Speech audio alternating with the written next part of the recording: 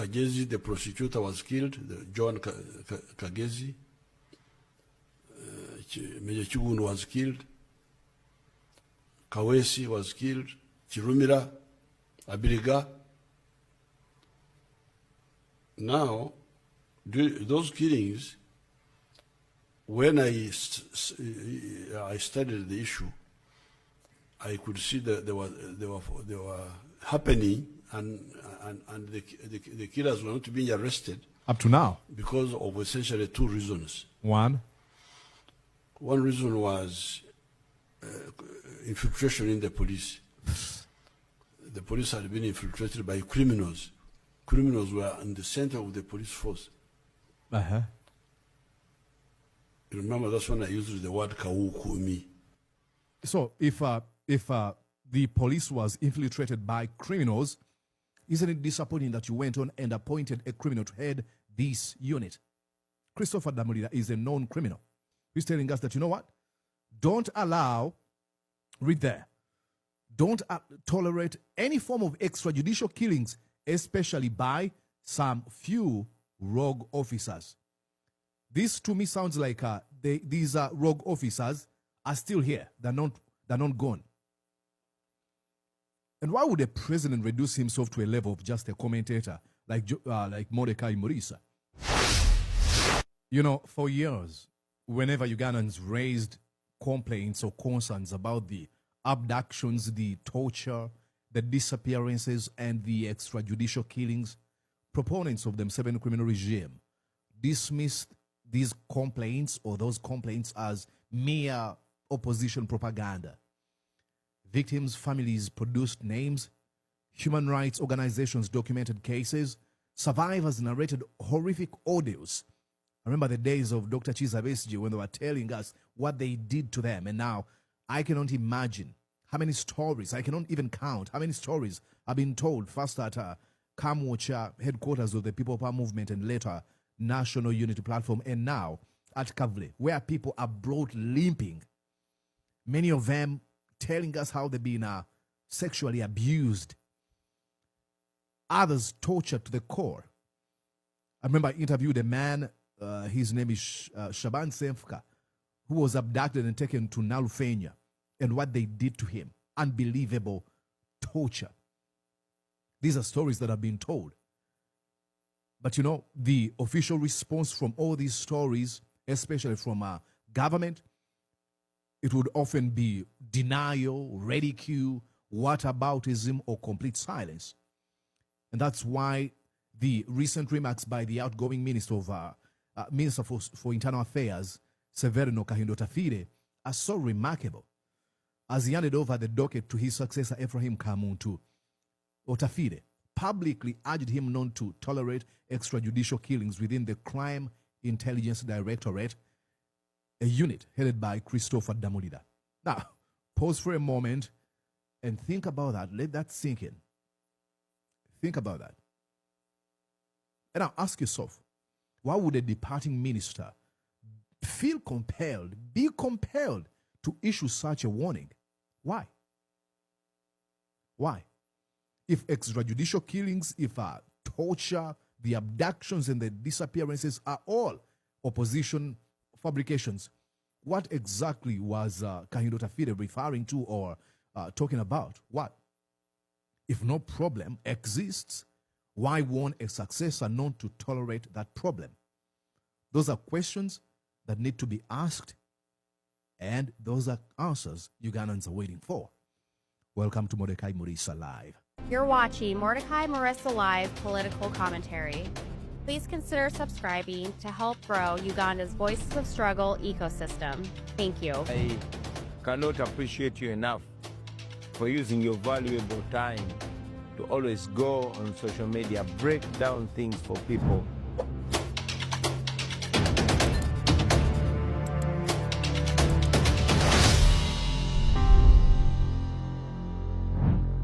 All right, ladies and gentlemen, I'm going to have to start with showing you what this is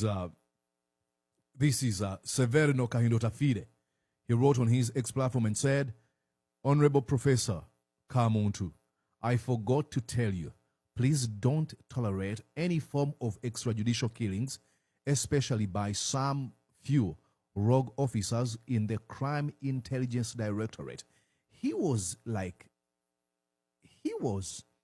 so direct and very specific.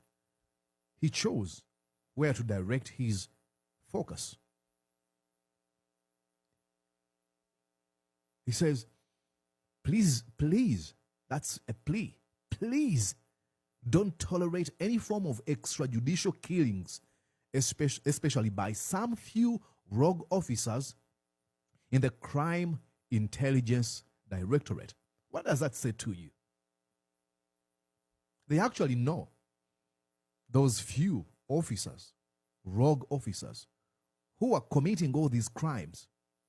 And they've always denied, like I said, even when reports upon reports show that folks who are supposed to keep law and order are breaking the law and creating disorder in our societies. Who is heading the criminal, what's this criminal intelligence directorate? Christopher Damulida, who has been dubbed, I think Ugandans have called him the present day or current day, our modern day, Maria Mungu, as you can see on the screen. These are Ugandans protesting at the Ugandan House. Damulida Christopher, CMI, Maria Mungu, killer. It is unbelievable. And we've had so many stories where people have been abducted in the presence of Christopher Damulida. Many have been tortured in the presence of Christopher Damulida. What Kahindo Tafire is saying to you and I is showing us where the enemy is. He's telling us the enemy of the Ugandan people. It is the Criminal Intelligence Directorate, headed by Christopher Damulida.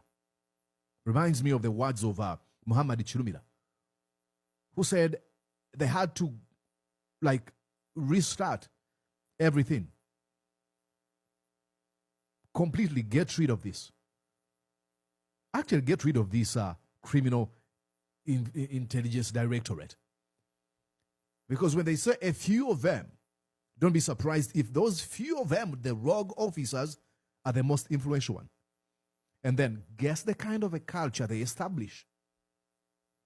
At one time, Museveni is so good at making commentary like Mordecai Maurice. At one time, he said, I think in 2021, oh, there is Kawukumi.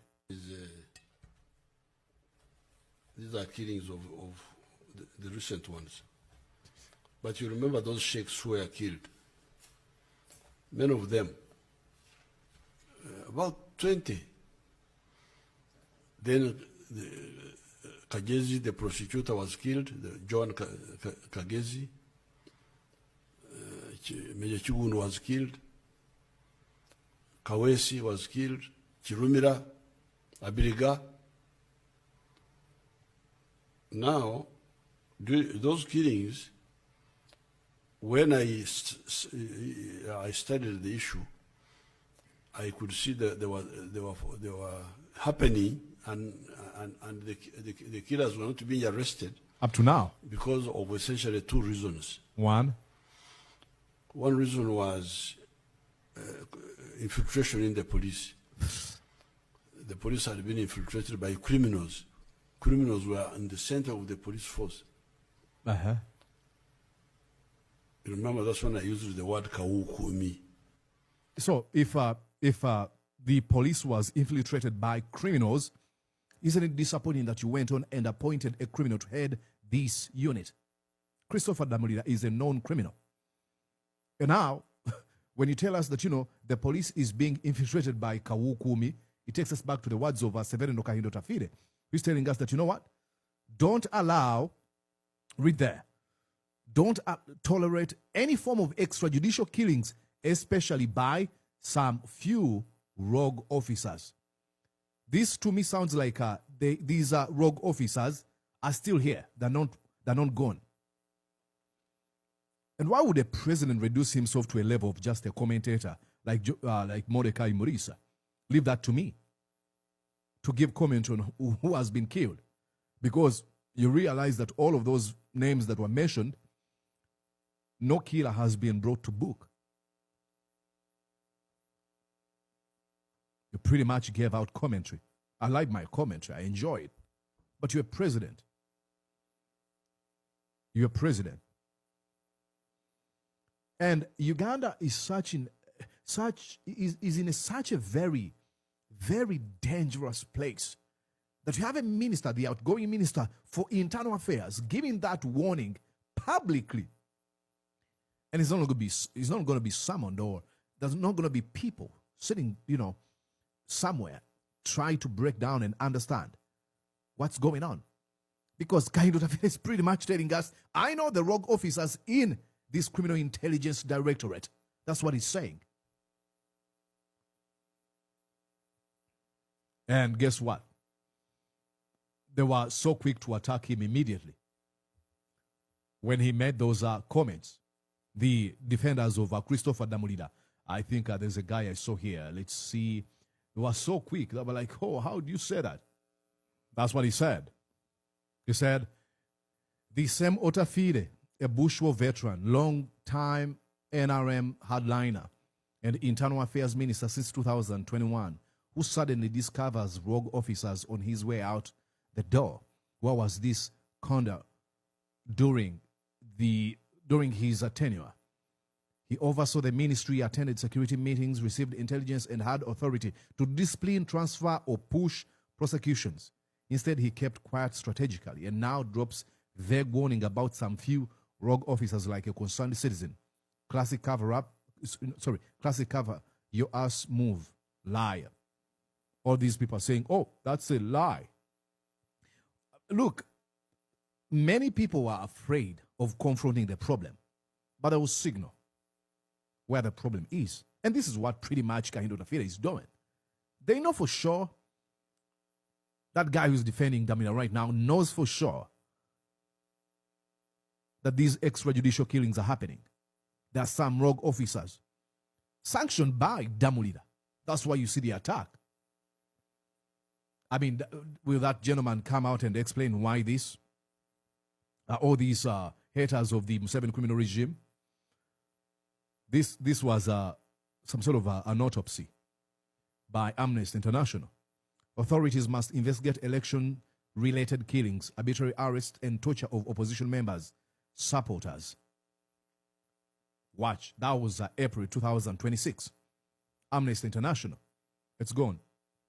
Uganda military denies extrajudicial killings, but death keep coming. Okay? Here, Uganda, torture, extortion, killings by police unit. And this is 2011. So the problem has been here, the problem is here, and the problem seems to remain here. They're not willing to answer questions. Like I said, dismissal, whataboutism, ridicule, and silence. They want to tell you that if Muhoozi posts on his X platform and says, oh, I've killed 22 supporters of Bobi Wine, I want to kill the 23rd, Muhoozi is joking. But when Muhoozi posts pictures of a tortured Ed Mutwe and gloats in the torturing of Ed Mutwe, oh, he's owning the opposition now. He's a tough guy. When does he choose to be tough? And follow up on what he says? And when is he kidding? All I can say is, thank you so much, Severino Kaindo Tafile, that you're telling us this. I would appreciate if you really investigated up to the conclusion of this matter, but I understand the risks involved in doing so. But at least one is better than zero. We've always been told. It's sad. That's our country. Did you enjoy what you just watched? I'm sure they did. I'm going to guess that you did. How about you consider subscribing to Mordecai Marissa Live YouTube channel? Thank you.